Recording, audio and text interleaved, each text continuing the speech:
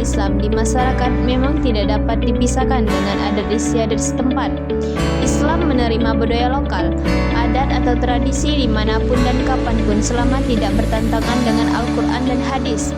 Islam merupakan agama yang mudah diterima oleh masyarakat Nusantara karena keramahannya dan kultur budaya. Penyebarannya pun dilakukan tanpa ada paksaan. Justru sebaliknya, Islam disebarkan secara damai, memberikan penghargaan tinggi terhadap budaya yang dipraktikkan tanpa menghilangkan identitas kebudayaan. Kearifan lokal merupakan suatu gagasan konseptual yang hidup di masyarakat, tumbuh dan berkembang secara terus-menerus dalam kesadaran masyarakat, berfungsi dalam mengatur kehidupan masyarakat dari yang sifatnya berkaitan dengan kehidupan yang sakral sampai yang profan. Hukum adat di dalam lintasan masyarakat Nusantara sudah sekian lama mengabdikan diri menyelesaikan sejumlah persoalan di dalam masyarakat, termasuk di dalamnya terkait konflik horizontal, baik yang bertema etnik maupun agama dan atau kepercayaan. Indonesia yang memiliki ribuan pulau dengan berbagai etnik tidak dapat disangkal juga memiliki kearifan lokal yang amat kaya dan melimpah. Kearifan secara harfiah berasal dari bahasa Arab, dari akar kata arafa atau ya'rifu, berarti memahami atau menghayati, kemudian membentuk kata kearifan yang bisa diartikan dengan sikap, pemahaman, dan kesadaran yang tinggi terhadap sesuatu. Kearifan lokal sudah menjadi istilah bagi nilai-nilai istimewa dan unggul di dalam suatu masyarakat. Salah satu contoh kearifan lokal yaitu Umbung Kete yang ada di Kabupaten Kepahyang, Provinsi Bengkulu. Kepahyang adalah salah satu kabupaten di Provinsi Bengkulu yang memiliki kekayaan sejarah budaya dan adat istiadat. Festival Budaya Umbung Kuntai memiliki salah satu upaya di Dinas Pendidikan dan Kebudayaan Kabupaten Kepahyang untuk merawat dan melestarikan budaya dan adat istiadat tersebut.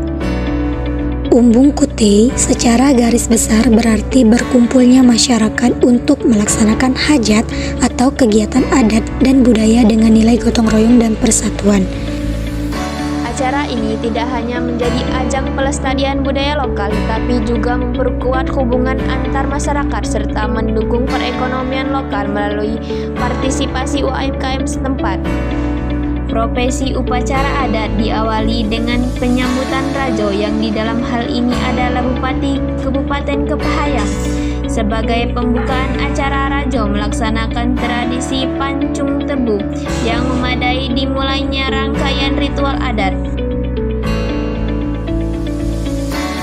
Setelah itu, berbagai rangkaian upacara adat lainnya berlangsung dengan hikmat dan sukses, mencerminkan kekayaan tradisi serta semangat kebersamaan masyarakat Kabupaten Kepahyang.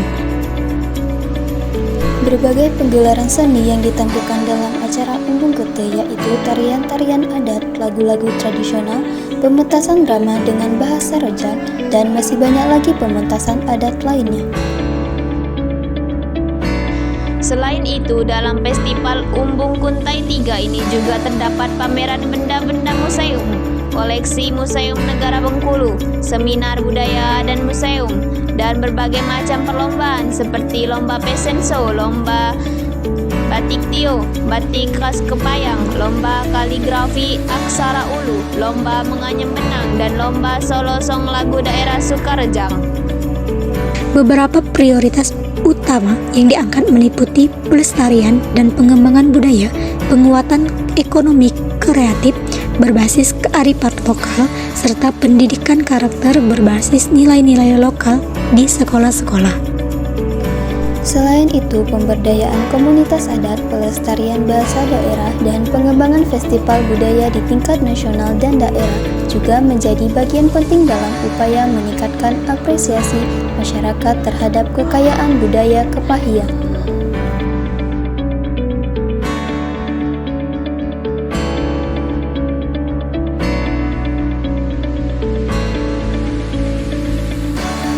Sejak awal masuknya Islam ke Nusantara, para ulama menggunakan pendekatan budaya dan dialog untuk menyebarkan ajaran agama Islam tanpa menghapus tradisi yang sudah ada.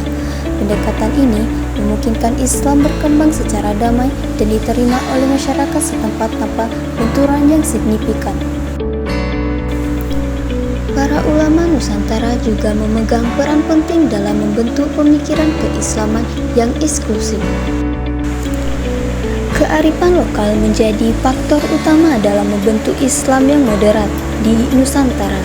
Konsep ini merujuk pada nilai-nilai dan praktik budaya yang diwariskan secara turun-menurun dan berfungsi sebagai pedoman hidup masyarakat dalam perspektif Islam Nusantara.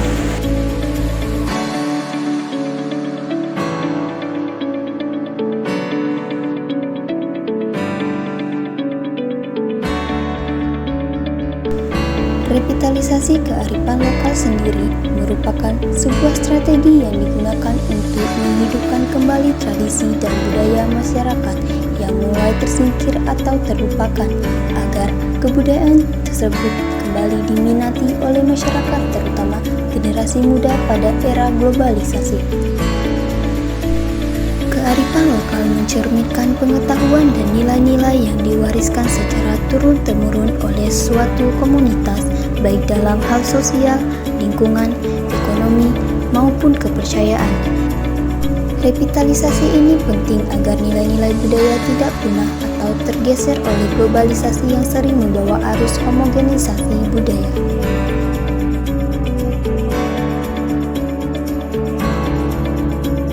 Kesimpulan yang dapat kita ambil yaitu, meskipun di setiap daerah mempunyai kultur yang berbeda dengan daerah lainnya dan memiliki kearifan lokal yang berbeda-beda pula, tetapi kearifan lokal terbukti memberikan solusi konkret terhadap persoalan lokal dan regional yang terjadi di masyarakat. Di antara kearifan lokal itu ialah adat istiadat dan hukum adat. Adat istiadat lebih merupakan sistem nilai yang sifatnya lebih abstrak, sedangkan hukum adat sudah menjadi norma-norma sosial kemasyarakatan yang memiliki reward dan punishment. Dan juga Wali Songo sangat mengapresiasi budaya yang berkembang dengan ditambah nilai-nilai keislaman.